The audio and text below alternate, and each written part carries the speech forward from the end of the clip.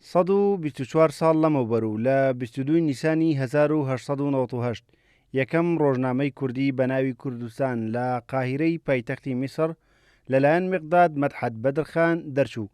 ئەم ڕۆژنامەیە بەشێک بوو لە خەباتی بەدرخانەکان بۆ خزمەتکردنی کللتور و زمان و ناساندنی مێژووی کورد و هۆشیارکردنەوەی تاکی کورد. ڕۆژنامەی کوردستان بوو بە وەرچەرخانێکی گرنگی ڕۆشنگەری و سەرەڕای کورتی تەمەنەکەی بوو بە ڕێچکەی دەرچوونی چەندین گۆڤار و ڕۆژنامە و بڵاوکراوەی تر، ڕاگەیاندن لە قۆناغەکانی مێژووی خەباتی ڕزگاری خوازی نەتەوەیی بەشێک بووە لە شۆڕش و ڕاپەڕین و گۆڕانکاریە سیاسیەکانی هەر چوار پارچەی کوردستان.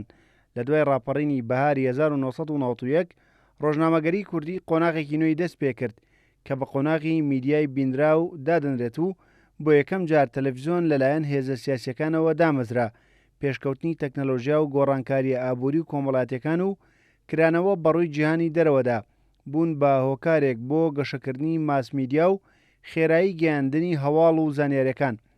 لە پاڵ گەشەکردنی تەکنیکی میدیا و بەرزی کوالیتی چاپ و بڵاوکردنەوە، تێڕوانینی هێز و لایەنە سیاسیەکانیش بۆ ئازادی ڕادەربڕین و ڕۆژنامەگەری ڕۆڵی هەبوو لە دامەزراندنی چەندین کەناڵی بینرا و بیسرا و خوێنرا و لە دەرەوەی هێزە سیاسیەکان. هەروەها لە سنووری پارێزگای سلێمانی ئەو ئازادیەی یەکێتی نیشتیمانی کوردستان دەستەبەری کردبوو بۆ کاری ڕۆژنامەگەری، وای کرد سلێمانی ببێتە شوێنی دەرچوونی یەکەم ڕۆژنامەی ئەهلی و سربەخۆ. یەکێتی لە شاخ پرەنسیپی ئازادی نووسین و ڕۆژنامەگەری بۆ نووسەران دەستەبەر کرد و لە شاریش بەردەوامی پێدا و بواری ڕەخسان بۆ نووسەران و ڕۆژنامەنووسان ڕەخنە بگرن و ئازادانە کاری میدیای خۆیان بکەن بەبێ ترس و سڵەمینەوە لە دەستگیرکردن و ڕاوەدوونان.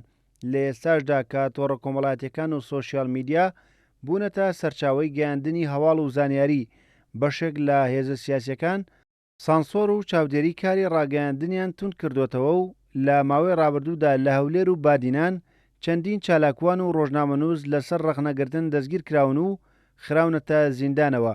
هەروەها کاری میدیایی بەرتەسک کراوەتەوە و ڕێگە نادرێت میدیاکان ڕووماڵی خۆپشاندان و ناڕەزایەتیەکان بکەن و زۆر جار ڕۆژنامەنووسان دووچاری لێدان و شکاندنی ئامێرەکانیان دەبنەوە.